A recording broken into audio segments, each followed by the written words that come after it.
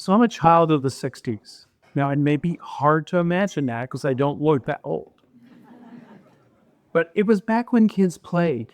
We didn't have screens and we didn't have video games and we didn't have any of that stuff. We had to go play. My play was Matchbox and Hot Wheels. And I had a collection. And what I would do is I would take it out into my driveway, and I lived in the old Nob Hill area, dirt driveway, and I would just play. I create my own cities. And then every once in a while, the other kids would come play, and they bring their cars. And we play for hours. Hours. And the imagination and the curation, the curiosity was there. Was just amazing that we could take these little cars and create cities. Mine was muscle cars. Had to have every muscle, and that's what we do. We spread all the cars out, and we'd train each other's cars back and forth. We could be the fire department, we could go whenever, but mine was muscle cars. Again, child of the 60s, right? One day, when I was playing by myself, stepfather decided to come home unannounced. Oh. Yeah, who said, oh? You already got the ending of the story or how it is. He came in the driveway like a bat out of, and destroyed the majority of my collection. And that was the threshold of play is no longer safe. And life is serious. And I stepped over that threshold. I went on to be married 3 times. Took me that long to figure out I'm not supposed to be married, I guess. And father, husband. I've got 5 children. I've got 10 grandchildren. I've got 2 great-grandchildren. Now, some of you are doing that right at math right now. Yes, the first marriage was at 16. I took life very seriously.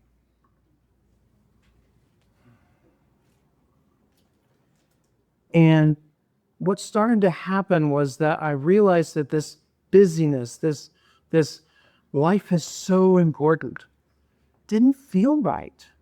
It didn't matter how hard I tried to fit into. It just never felt right. Until I realized what was missing was play. Like, I didn't even get to play with my kids. I was so busy as a father, making a living, doing what needed to be done, that play was optional. Just now, this is I'm learning how to go back with my kids and play. And that's what it's about. Now, one of my grandsons, Barrett, we call him Bear, he's 5. Whew, if anybody knows anything about human design, he's a manifester. He knows what the hell he wants. Whether you're going to help him or not, he's going to get it. And when he was younger, I couldn't understand him because he knew what he wanted, but he couldn't speak what he wanted. And he'd grab my hand, Grandpa, come on. And away I go. And we go play. Now I get to do that. I'm pretty devoted every Tuesday. I say pretty, I miss some, to going to Fountain and getting breakfast. We sit down, the family has breakfast, and mom and dad, and we have great time just having breakfast. And then pretty soon you can tell he gets real antsy. Grandpa, come play. Come play. I'm like, well, we're doing it. Come, Grandpa, time to play. Now, his play is monster trucks. My phone back there's got a sticker on it that he decided this week to say monster trucks are my jam. He has got monster trucks. In his playroom is bookcases full of little ones, medium size, larger ones, and big monster trucks. You want to play? We'll go play. We'd take him outside sometimes. We'd run him down a slide. It was beautiful to just learn how to play again and laugh. He's got this thing where he takes the car all the way up the wall and then lets it go and it jumps. My job is to catch it. Doesn't happen sometimes. But there was still something missing. You see, in 2016, what got me into realizing that my life was no longer what I wanted was a stroke. At the time, I was well overweight. I didn't take care of my body. I was so busy working that the body said, yeah, okay, time to slow down. that was the next threshold that I realized was I get to make the decisions of who I am and what I'm doing.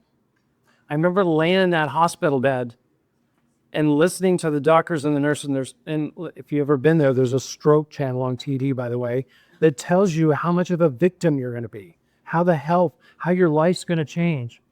And I went, really? I didn't believe it. And I went back and started having fun. Now, not as much, but I get to do it every Tuesday. And here's the beauty.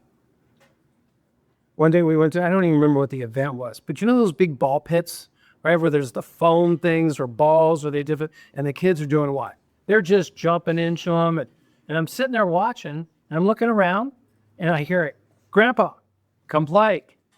I'm like, any adults ever wanted to do that, to go play in the slide and not, I look at the heads, yeah, okay. It's okay, you may say that. Because that's what I looked around, is all the adults watching the kids. But they weren't in it. And I went, okay. And I dove into the pit.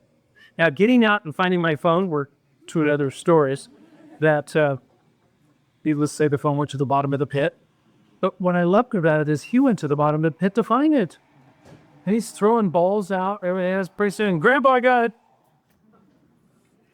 And when I come out of there, I looked around the room. And I saw a lot of the adults going, man, I wished I could do that. Anybody here?